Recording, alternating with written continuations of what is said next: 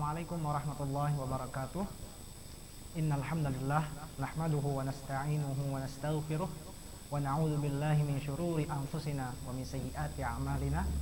May yahdihillahu fala mudhillalah wa may yudlilhu fala hadiyalah. Asyhadu an la ilaha illallah wahdahu la syarikalah wa asyhadu anna Muhammadan 'abduhu wa rasuluh la nabiyya ba'dah. Qala Allah ta'ala fil Qur'anil Karim, a'udzu billahi minasyaitonir rajim. Bismillahirrahmanirrahim. Wal takum minkum ummatun yad'una ilal khairi wa ya'muruna bil ma'rufi wa yanhauna 'anil munkar wa ulaika humul muflihun.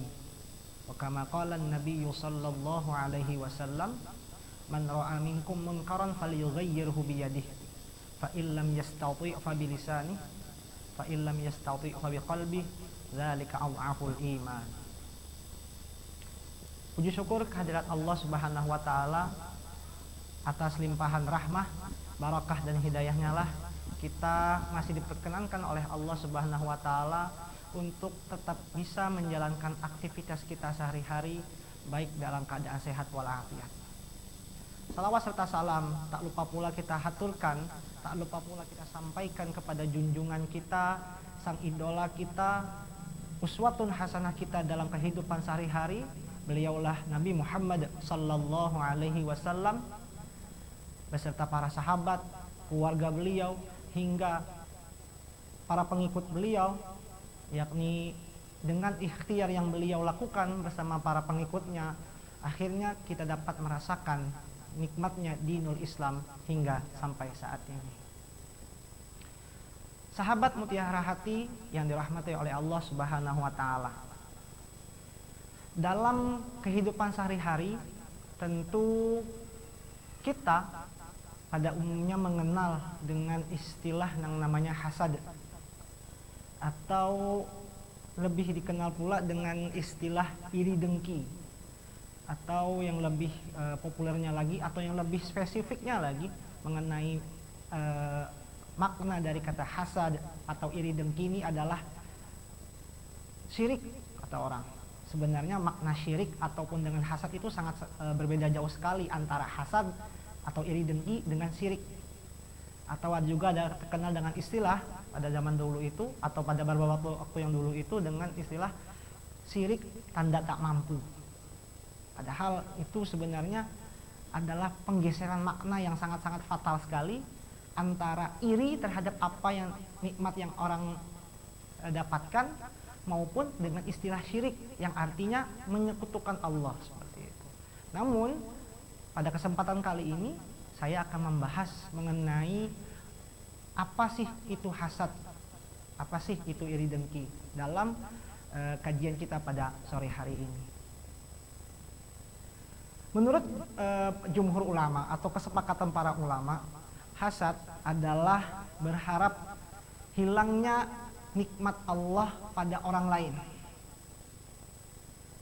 Nikmat yang dimaksud atau nikmat Allah yang dimaksud pada yang disampaikan oleh para jumhur ulama ini mencakup seperti nikmat harta atau mendapatkan jabatan atau nikmat keilmuan yang didapatkan maupun nikmat-nikmat lainnya.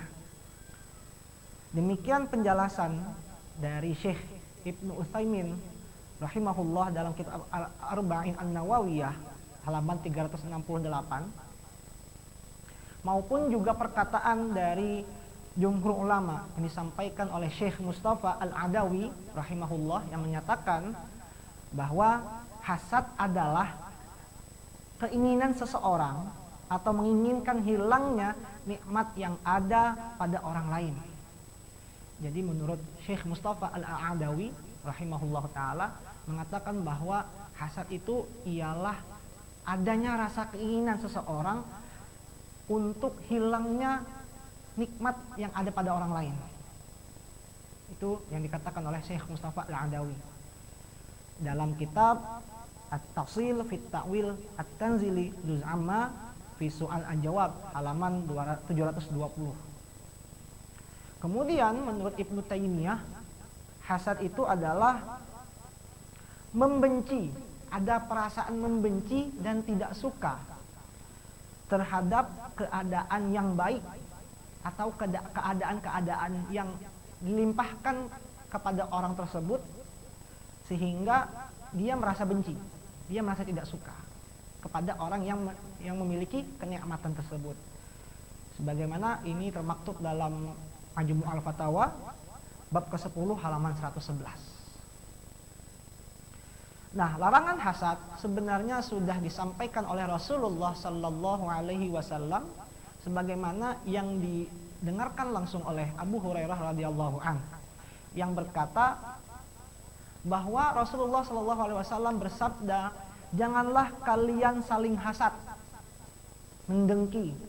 Janganlah kalian saling tanajus, yakni menyakiti dalam jual beli.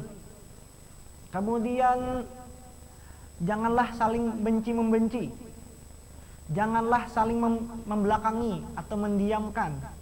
Dan janganlah menjual di atas jualan saudaranya." Nah, kemudian kata Rasulullah, "Jadilah hamba Allah yang bersaudara." Seorang muslim adalah saudara untuk muslim lainnya. Karenanya ia tidak boleh berbuat zalim atau berbuat aniaya, menelantarkan, berdusta, dan menghina yang lain. Kemudian Rasulullah Shallallahu Alaihi Wasallam berkata bahwa takwa itu berada di sini dalam hadis tersebut, dalam hadis yang disampaikan oleh Abu Hurairah ini. Beliau mengatakan takwa itu di sini itu sebanyak 3 kali. Cukuplah seseorang hamba berdosa jika ia menghina saudaranya yang beragama muslim atau beragama Islam. Setiap muslim atas muslim lainnya itu haram atas darahnya, hartanya, dan kehormatannya. Hadis riwayat Muslim nomor 2564. Nah, kemudian pada saat seseorang itu mengalami kondisi di mana dia itu hasad atau dengki terhadap orang lain, rupa-rupanya itu merupakan hal yang manusiawi. Cemburu, iri, dengki itu sebenarnya hal yang manusiawi. Setiap orang pasti punya rasa tidak suka jika ada orang yang setipe dengannya melebihi dirinya dari sisi keutamaan atau kebaikan. Itu adalah hal yang manusiawi. Nah, kemudian manusia dalam hal hasad ada 4 keadaan. Yang pertama, ada yang berusaha menghilangkan nikmat pada orang yang ia dengki atau dia merasa hasad kepada orang tersebut. Ia berbuat melampaui batas dengan perkataan ataupun perbuatan. Inilah hasad yang tercela. Contoh kasus adalah seperti yang misalkan sahabat Mutiara Hati yang mungkin masih sekolah ataupun sedang menempuh pendidikan lanjutan, mungkin pernah, atau juga bagi sahabat Mutiara Hati yang menyaksikan kajian ini mengalami pada partner kerja misalkan, di mana ada salah satu partner kerja kita atau teman sekolah kita yang merasa tidak sama sekali menyukai kelebihan atau kebaikan yang ada pada diri kita. Misalkan itu yang di sekolah sering dipuji oleh gurunya karena ia mendapatkan predikat pembelajaran yang terbaik itu di sekolah, atau ketika ia yang kuliah mendapatkan jabatan yang tinggi, entah itu dia menjadi seorang pimpinan dari organisasi mahasiswa ataupun dia mendapatkan nilai A sempurna pada suatu mata kuliah. Kemudian ia tidak suka dengan perilaku tersebut atau kejadian tersebut. Atau misalkan juga pada dunia pekerjaan, itu adalah seseorang tidak merasa tidak enak atau tidak mau melihat orang yang mendapatkan kenikmatan ketika dia berada di pekerjaan tersebut. Contoh, dia mendapatkan gaji lebih banyak ketimbang dia sendiri. Kemudian hal-hal lainnya. Nah, hal ini merupakan adalah contoh kasus di mana banyak yang terjadi masalah hasad. Bahkan yang terjadi adalah ketika orang memiliki hasad seperti ini, yang terjadi dia adalah berusaha menghilangkan kenikmatan yang ada pada orang tersebut, yang telah diberikan kenikmatan oleh Allah tersebut, dengan perkataan ataupun perbuatan. Bahkan ia terkesan melakukan hal perkataan dengan perbuatan untuk hasad tersebut terhadap orang yang dianggap oleh dia memiliki diberikan kenikmatan oleh Allah tersebut dengan cara melampaui batas. Misal, supaya orang ini menjadi jelek kehormatannya atau dalam pandangan sosial pada umumnya, dia akan melakukan hal-hal yang tidak manusiawi. Bahkan oleh dalam Islam itu sangat-sangat sungguh tidak manusiawi sekali atau tidak beradab. Contoh, supaya dia ini tidak lagi mendapatkan pujian dari seorang gurunya atau lain-lain sebagainya, dia akan melancarkan segala cara agar temannya yang mendapatkan kenikmatan tadi mulai dijauhi atau dikucilkan dari lingkungannya. Bisa jadi itu diadu domba, bisa jadi itu difitnah, yang sebenarnya itu bukan dia yang melakukan. Bisa jadi dia dijebak, bisa jadi dia melakukannya atas dasar karena ingin melakukan sesuatu hal. Pada sesuatu hal tersebut adalah untuk semata-mata menolong atau melihat kejadian pada saat itu, tetapi kondisinya dia difitnah atau diadu domba. Nah, hal-hal yang semacam ini dalam manusia yang memiliki kondisi seperti ini itu sangat-sangat memiliki hasad yang sungguh sangat tercela, tidak baik. Bahkan dianggap oleh dalam agama Islam itu sendiri adalah tindakan yang berdosa, karena menghilangkan nikmat dari Allah kepada orang tersebut, supaya dan jaraknya pun sangat-sangat melampaui batas, baik itu dengan perkataan ataupun dengan perbuatan yang ia lakukan kepada orang yang dianggap dia memiliki kenikmatan tersebut. A'udzubillahi min dzalik. Kemudian yang kedua, ada kondisi hasad pada orang lain, namun ia tidak menjalankan konsekuensi dari hasad tersebut, di mana ia tidak bersikap melampaui batas seperti yang kondisi yang pertama tadi. Al-Hasan Al-Basri rahimahullah ta'ala berpandangan bahwa perbuatan hasad yang seperti ini tidaklah berdosa. Dia hanya sekadar cemburu nih, dia hanya sekadar iri, dia hanya sekadar dengki. Namun dengkinya itu hanya untuk dirinya sendiri, dia pendam sendiri. Namun dia tidak melakukan hal apapun terhadap orang yang dia anggap mendapatkan nikmat tadi. Dia hanya sekadar, oh saya dengki, oh saya cemburu, oh saya iri, sudah. Tapi dia tidak melakukan responsif terhadap orang yang diberikan nikmat tersebut, seperti yang dilakukan oleh kondisi manusia yang hasad pada hal yang pertama tadi.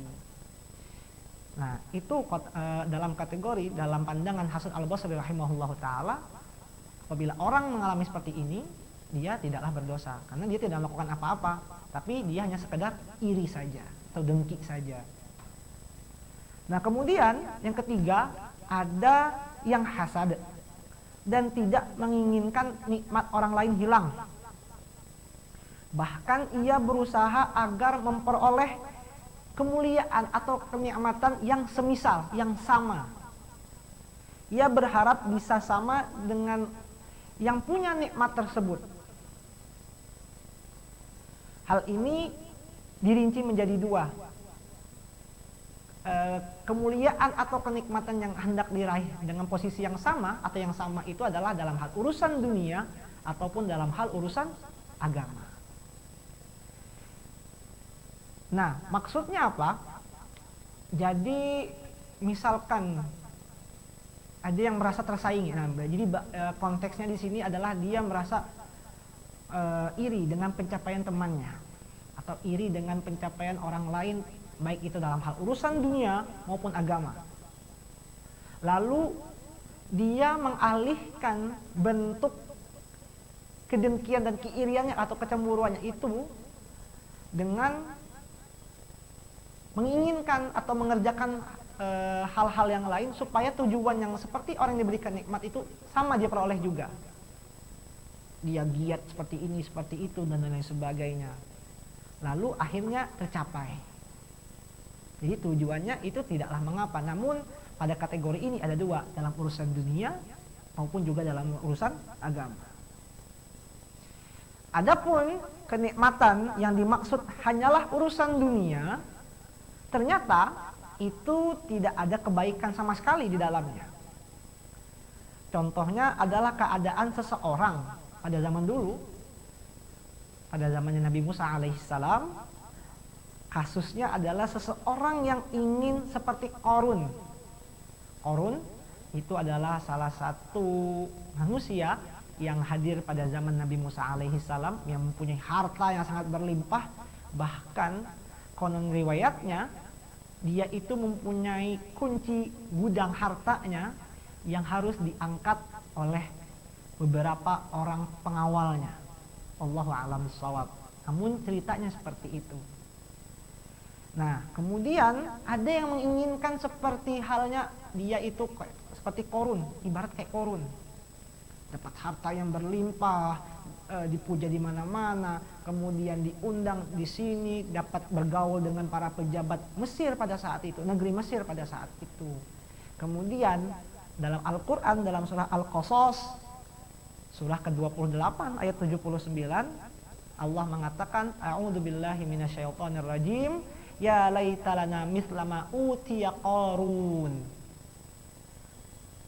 Moga-moga nih, kata orang yang melihat Qarun, kiranya kita mempunyai seperti apa yang sudah diberikan kepada Qarun. Itu pernah diucapkan oleh salah satu orang yang pernah iri atau merasa tersanjung dengan apa yang dicapai oleh Qarun. Namun hal tersebut tentu tidak ada kebaikan sama sekali kalau hasad yang kita munculkan dalam diri kita itu hanyalah sekedar untuk urusan duniawi.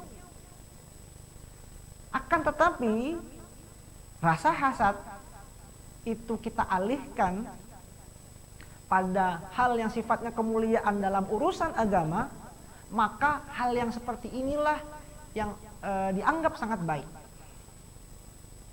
Dari Ibnu Umar radhiyallahu an, bahwa Rasulullah Shallallahu Alaihi Wasallam bersabda, tidak boleh ada hasad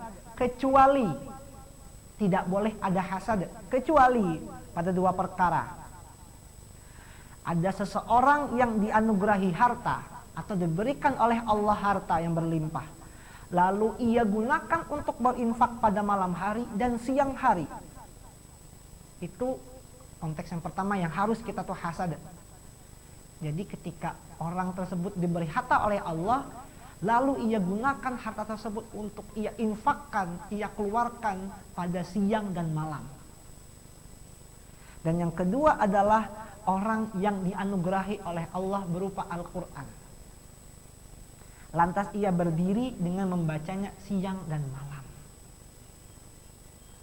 Nah, maksudnya yang kedua ini adalah dia diberikan pengetahuan tentang Al-Quran, maksudnya adalah dengan bacaan yang baik, tajwidnya yang baik, makharijul hurufnya juga baik, bacaan-bacaannya, kemudian ia tadabburkan, kemudian ia baca pada malam dan siang, supaya ia mendapatkan berkah dari Allah Subhanahu wa Ta'ala, supaya ia makin tambah taqarrub ilallah, seperti itu. Dan kemudian oleh Rasulullah merupakan dua hal yang sebenarnya seharusnya manusia itu memiliki hasad terhadap dua orang yang memiliki sikap seperti ini. Memiliki harta yang berlimpah, tapi ia gunakan harta tersebut untuk berinfak di jalan Allah, dia keluarkan harta tersebut untuk Allah, untuk kepentingan agama Allah pada siang dan malam. Kemudian orang yang mahir dalam membaca Al-Quran, tidak hanya dalam membaca Al-Quran, bagaimana dengan tajwid yang baik, dengan makharijul yang baik, ia ajarkan Al-Quran tersebut kepada orang-orang yang belum bisa, kemudian ia yang sudah paham dengan Al-Quran tersebut, ia tadabburkan untuk sebagai wujud taqarrub ilallah atau mendekatkan diri pada Allah pada malam dan siang hari. Nah, hadis ini diriwayatkan oleh Bukhari nomor 5025, 7529 dan Muslim nomor hadis 815. Nah, yang keempat, jika mendapati diri kita itu hasad, ia berusaha untuk menghapusnya atau menghilangkannya. Bahkan ia berbuat baik kepada orang yang ia hasad, yang merasa saya itu dengki terhadapnya, tetapi dia itu menginginkan supaya dia itu berbuat baik kepada orang yang ia merasa hasadkan. Ia mendoakan kebaikan untuknya, ia pun menyebarkan kebaikannya, ia ganti sifat hasad tersebut dengan rasa cinta. Ia katakan bahwa saudaranya itu lebih baik dan lebih mulia ketimbang dirinya. Nah, itu tingkatan yang lebih mulia lagi, yang keempat ini. Jadi nomor 3 dan nomor 4 itu adalah hal yang harus kita miliki. Yang pertama tadi adalah hasad dalam kondisi dua hal, yakni orang yang diberi kelebihan namun ia gunakan untuk kepentingan di jalan Allah maupun kepentingan untuk mendekatkan diri kepada Allah. Dan bentuk keempat perilaku inilah yang tingkatan paling tinggi, nomor 4, yang nomor 4 tadi yang paling tinggi dalam masalah iman. Yang memilikinya itulah yang memiliki iman yang sempurna, di mana ia mencintai saudaranya sebagaimana ia mencintai dirinya sendiri. Sebagaimana keempat kategori perilaku hasad tadi termaktub dalam kitab Jami'ul Ulum wal Hikam pada bab kedua halaman 260 sampai 263 karya Ibnu Rajab Al-Hambali. Kemudian ada tingkatan hasad. Yang pertama, tingkatan hasad itu terdiri dari berkeinginan nikmat yang ada pada orang lain hilang meski tidak berpindah padanya. Orang yang hasad lebih punya keinginan besar nikmat orang tersebut hilang darinya, bahkan bukan bermaksud nikmat tersebut berpindah padanya. Jadi ada kondisi tingkatan hasad yang pertama itu adalah orang yang tidak ingin orang lain itu menikmati kenikmatan, walaupun kenikmatan tersebut ketika hilang dari orang tersebut tidak berpindah padanya. Yang jelas nikmat yang dirasakan oleh orang yang dia hasadkan tadi atau dia dengki tadi itu hilang secepat-cepatnya lah. Tidak perlu yang nanti nunggu waktu ini, pokoknya harus hilang. Atau bahkan kalau perlu dia tidak usahlah memiliki kenikmatan tersebut. Bahkan dia rela yang merasa dengki tadi tidak berpindah kenikmatan tersebut. Cukup orang tadi yang merasakan nikmat tersebut tidak boleh mendapatkan kenikmatan itu. Nah, itu tingkatan hasad yang pertama yang dilakukan oleh orang yang memiliki sifat dengki tadi. Kita akan lanjutkan pembahasan mengenai hasad setelah pariwara berikut ini.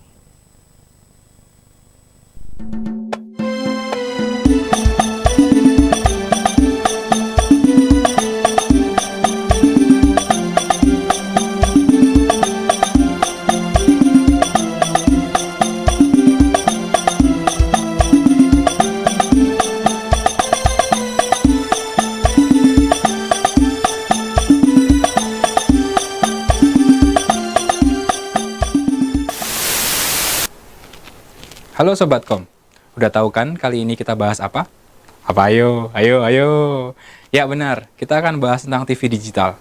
Duduk yang manis, sikap sempurna, perhatikan seksama, dan selamat datang di Kominfopedia.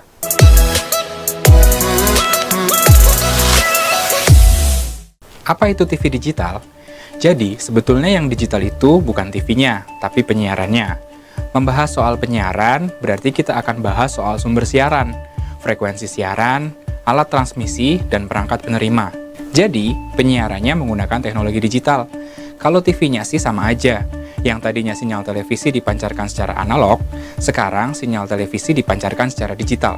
Apa keunggulannya? Penyiaran digital memungkinkan untuk meningkatkan kualitas gambar dan suara siaran.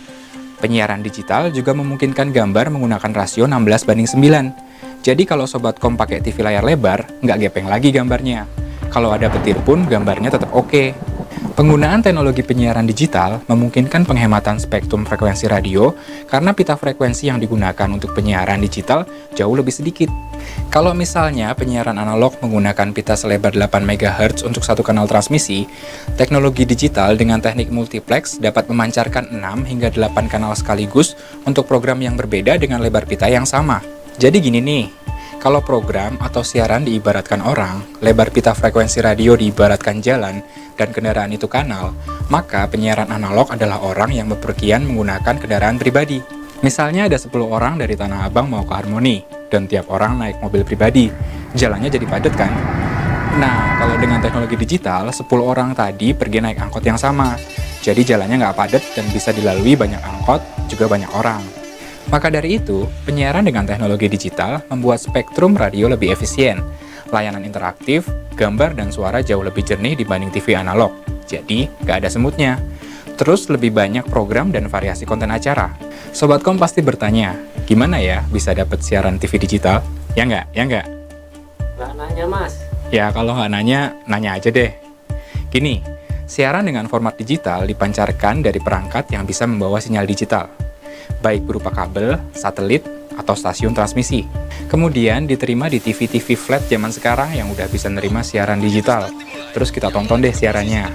Nah, pertanyaannya, bagaimana dengan kalian yang hanya punya TV analog? TV tabung itu loh. Atau walaupun sama-sama flat, nggak semua TV bisa nerima siaran digital loh. Tapi tenang, saya punya solusinya. Solusinya adalah pakai set-top box Sobatkom. Fungsi dari set-top box yaitu mengolah sinyal digital yang diterima menjadi gambar dan suara yang dapat ditampilkan di TV analog. Kalian tahu nggak? TVRI siarannya udah digital loh Sobatkom, lantaran stasiun pemancar dan transmisinya telah dibantu pembangunannya oleh pemerintah melalui proyek ITTS atau Improvement on Television Transmitting Station. Oh ya Sobatkom, perlu tahu juga, mulai awal tahun 2012, Indonesia melalui Peraturan Menteri Kominfo Nomor 5 Tahun 2012 mengadopsi standar penyiaran televisi digital terestrial DVB-T2 atau Digital Video Broadcasting Terrestrial Second Generation yang merupakan pengembangan dari standar digital DVB-T yang sebelumnya ditetapkan pada tahun 2007. Jadi, sistem penyiaran televisi digital bukan hanya mampu menyalurkan data gambar dan suara, tetapi juga memiliki kemampuan multifungsi dan multimedia seperti layanan interaktif dan bahkan informasi peringatan dini bencana. Udah tahu kan bedanya siaran TV analog dan digital? Juga manfaatnya? Semoga Sobatkom tercerahkan. Jangan lupa tekan tombol lonceng biar ada pemberitahuan kalau ada video mencerahkan lainnya. Woi, udah dong.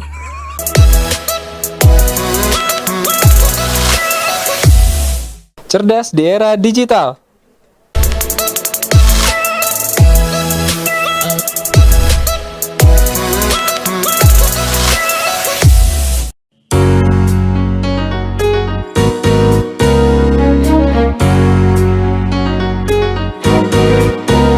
Hai kawan, mari bersama menuntut ilmu dan berdoa, hilangkan sedih dan duka saat belajar bersama. Jangan kau lupa berdoa sebelum mulai membaca. Ayo temanku semua, mulailah dengan bismillah. Sungguh indahnya belajar dan berdoa. Shalala, sungguh indahnya menggapai cita-cita. Betapa indah belajar dan berdoa. Shalala, betapa indah menggapai cita-cita. Hai teman-teman, ya kalau belajar itu harus bersungguh-sungguh loh. Kalau bersungguh-sungguh pasti akan sukses. Betul atau tidak? Betul. Setuju? Setuju. Sekali lagi, setuju? Setuju. Hai kawan.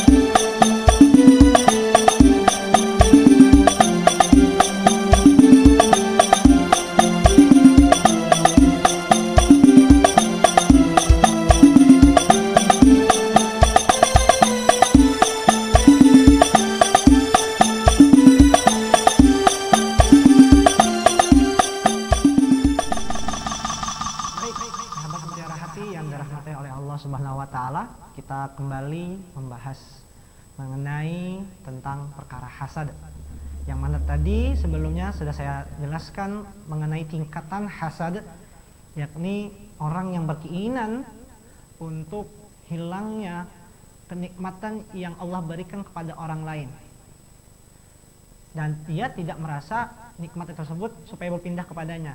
Yang penting nikmat yang diberikan Allah kepada dirinya itu hilang, walaupun dia tidak akan merasakannya.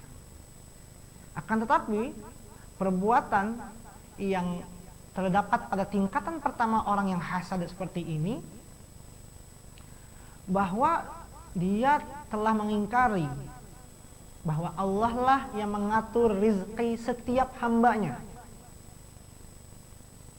Seharusnya seorang muslim yang memiliki rasa dengki atau hasad kepada muslim yang lainnya, itu harusnya menyadari bahwa tindakan tersebut tidaklah baik. Apalagi yang dicemburui atau yang dihasadkan ini adalah yang sifatnya urusan duniawi, yang sebenarnya masalah tersebut, masalah pendapatan akan hal duniawi, sebenarnya sudah diatur oleh Allah Subhanahu wa taala. Berapa takarannya? Pada saat apa nanti Allah berikan rezeki tersebut terhadapnya? Pada saat kapan nanti Allah akan berikan, dan lain sebagainya. Sebagaimana yang dikatakan oleh Allah Subhanahu wa taala dalam Al-Qur'an surah An-Nisa surah keempat ayat 32 yang berbunyi, A'udzubillahi minasyaitonir rajim, wala tatamannau ma faddalallahu bihi ba'dukum 'ala ba'd. Yang artinya janganlah kamu iri terhadap apa yang dikaruniakan oleh Allah Ta'ala kepada sebahagian kamu lebih banyak dari sebahagian yang lain. Karena apa kata Allah? Alasan kenapa Allah menyuruh kita supaya jangan berbuat iri terhadap sebahagian yang lain diberikan lebih banyak kepada sebahagian kamu yang lainnya, kata Allah kepada kita maksudnya. Lirijali nasibum mimmaktasabu.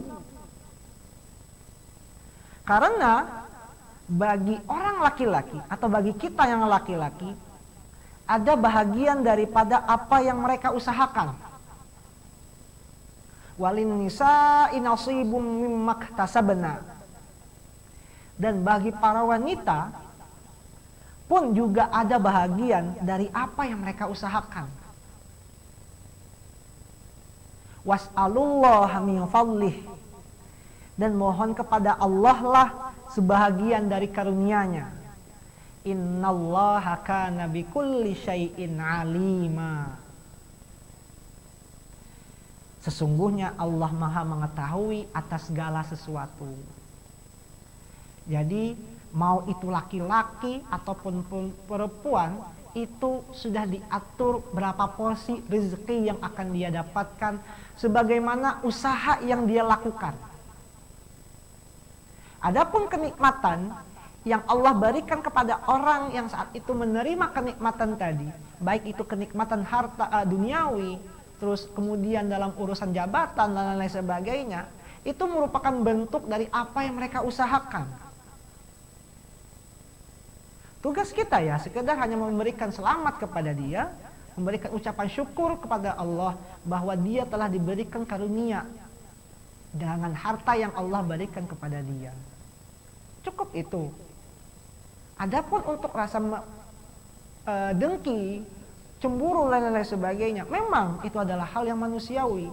Namun tidak perlu berlebihan sampai menginginkan kenikmatan yang dirasakan oleh orang lain atau muslim kita yang lainnya itu hilang daripadanya. Atau bahkan seperti tingkatan hasad yang kedua seperti ini. Berkeinginan nikmat yang ada pada diri orang lain atau pada orang lain hilang.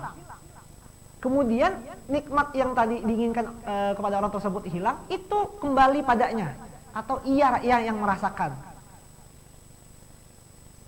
Nah, hal yang semacam ini itu sangat-sangat diharamkan sekali dalam agama Islam. Karena di saat itu juga dia tidak percaya bahwa Allah lah pengatur segala rezekinya. Allah tahu kapan memberikan hambanya itu rezeki. Allah tahu kapan momen di mana akan memberikan rezeki pada hambanya. Memberikan atau tidak, memberikan tahan dulu. Allah tahu. Akan tapi kita itu bertindak lebih dahulu atau berprasangka terlebih dahulu dari Allah Subhanahu wa taala. Sehingga yang kita lakukan adalah perbuatan hasad yang kedua ini. Menginginkan nikmat dari Allah kepada orang tersebut hilang, lalu dipindahkan kepadanya. Contoh kasus, saya punya cerita ketika saya punya senior di kampus. Jadi senior saya di kampus ini pernah memiliki rasa atau memendam rasa terhadap lawan jenisnya. Qadarullah, ketika tidak berjodoh dengan senior saya ini. Lalu oleh teman senior saya ini nyeletuk, seandainya si fulanah ini suaminya meninggal atau ditalak, tindakan apa yang akan kamu lakukan wahai fulan? Temannya senior saya ini bilang ke senior saya itu. Lalu senior saya justru terkejut karena baru menikah, baru mengadakan walimatun nikah, sudah menanyakan hal-hal yang seperti itu yang agaknya mendahului keputusan Allah Subhanahu wa taala. Tentu hal yang demikian adalah sifat dari hasad tadi, dengki tadi. Atau kasus yang lain, bisa jadi ada yang punya kekuasaan atau dia masuk ke dalam jajaran pemerintahan. Ia sangat berharap seandainya menjadi pemimpin, penguasa atau raja, dan berharap bahwa penguasa yang saat itu, yang sedang berkuasa ini, meninggal saja atau dikudeta, biar kekuasaan tersebut berpindah kepadanya. Nah, tingkatan hasad yang kedua ini sama haramnya tetapi lebih ringan dari yang pertama. Yang ketiga, tingkatan hasad yang ketiga adalah tidak punya maksud pada nikmat orang lain, tetapi ia ingin orang lain tetap dalam keadaannya yang miskin dan bodoh atau tertinggal. Hasad yang seperti ini membuat seseorang akan mudah merendahkan dan meremehkan orang lain. Gak usahlah dia punya nikmat, cukup dia itu seperti itu aja, gitu-gitu aja. Gak usah ada kelebihan, gak usah ada kenikmatan yang diberikan kepada orang tersebut atau orang-orang di sekitarnya.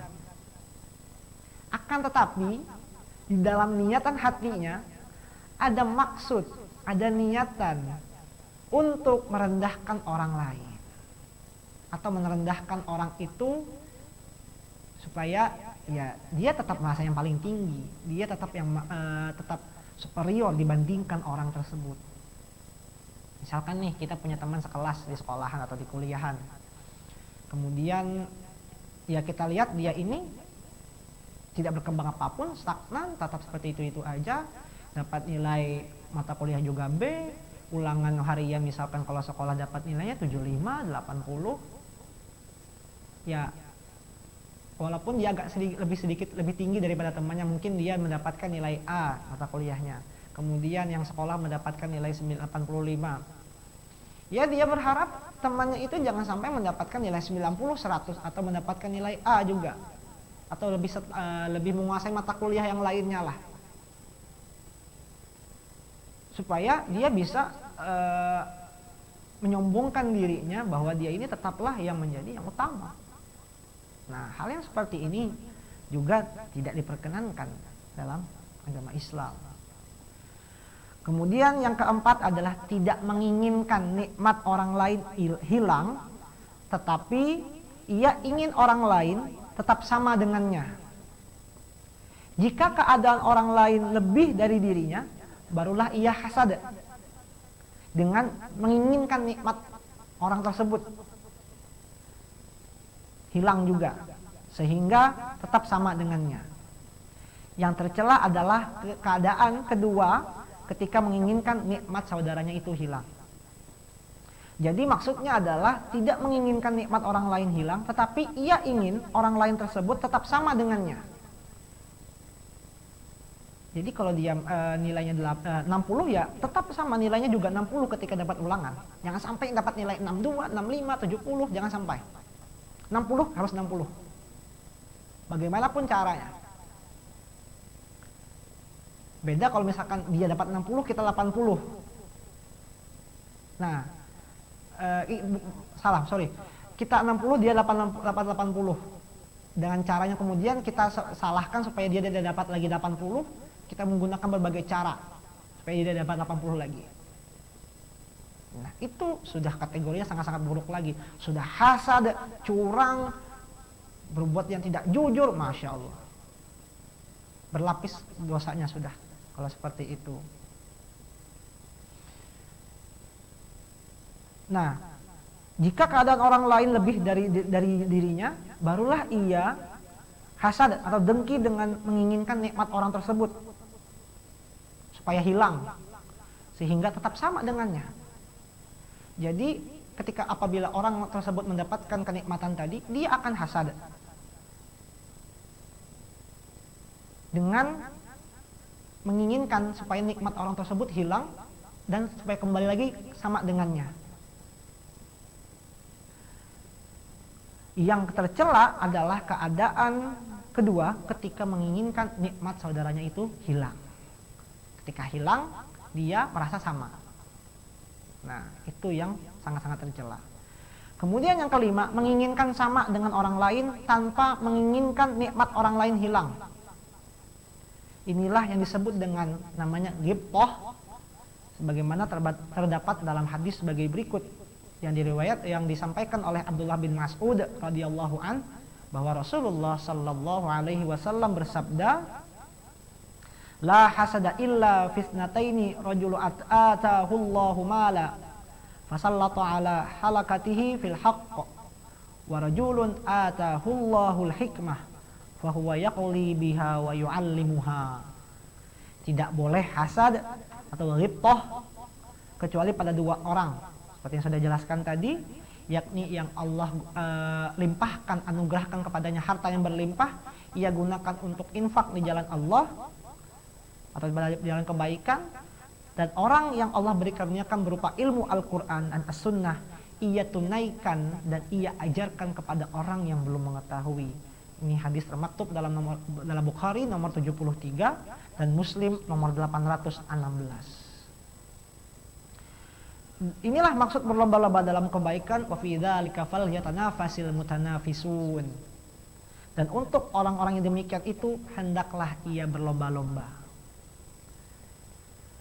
Nah, kemudian itulah tingkatan dari orang-orang yang hasad dari fikih al-hasad karya Syekh Mustafa Al-Adawi hafizahullahu taala. Kemudian cara-cara menghadapi dampak jelek orang yang hasad. Yang pertama, bertawakal kepada Allah. Wa may yatawakkal 'ala Allahi fa huwa hasbuh. Dan barang siapa yang bertawakal kepada Allah, maka Allah akan cukupkan keperluannya. Kedua, bertakwa kepada Allah. Apabila kita bersabar dan bertakwa, niscaya tipu daya yang mereka lakukan sedikit pun tidak akan membahayakan atau membahayakan bagimu, kata Allah. Sesungguhnya Allah Maha mengetahui segala apa yang mereka kerjakan. Surah Ali Imran, surah ketiga, ayat 120. Ketiga, meminta perlindungan kepada Allah Subhanahu wa taala dari kejahatan orang yang dengki atau hasad tadi. Bahwa pernah di suatu ketika di dalam hadis bahwa dari hadis Mu'adz bin Abdullah bin Khubayb dari bapaknya, ia berkata, kami pernah keluar pada malam yang hujan dan sangat gelap. Kami meminta Rasulullah sallallahu alaihi wasallam agar mau mendoakan kebaikan untuk kami. Kami pun mendapati beliau berkata, ucapkanlah. Aku tidak mengucapkan apapun. Beliau berkata lagi, ucapkanlah. Aku pun tidak mengucapkan apapun. Beliau lantas mengucapkan lagi, ucapkanlah. Aku lantas bertanya, apa yang mesti aku ucapkan? Beliau mengucapkan, bacalah surah Al-Ikhlas, surah Al-Falaq, dan surah An-Nas ketika petang dan pagi sebanyak 3 kali. Masing-masing Al-Ikhlas 3 kali, Al-Falaq 3 kali, An-Nas 3 kali. Pada saat pagi maupun petang, maka itu akan mencukupimu dari segala sesuatu. Hadis riwayat Tirmidzi nomor 3575 oleh Abu Thahir mengatakan bahwa sanad hadis ini adalah hasan.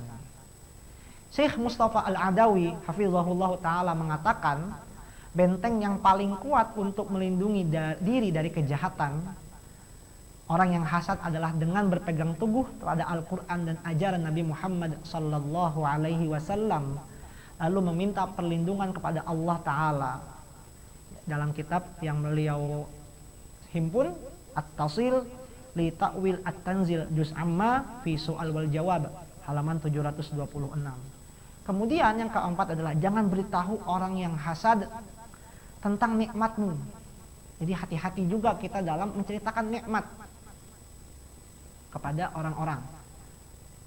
Dan senantiasa ketika misalkan orang memuji kita, misalkan yang kebanyakan kan teman-teman kita bilang, cie yang baru dapat ranking 1, ataupun kalau di kuliah mendapatkan hasil yang kumlot dan lain sebagainya, maka senantiasa ucapkanlah alhamdulillah, alhamdulillahilladzi bi ni'matihi tatimmus shalihat, atau alhamdulillahi ala kulli hal, atau masya Allah la quwwata illa billah.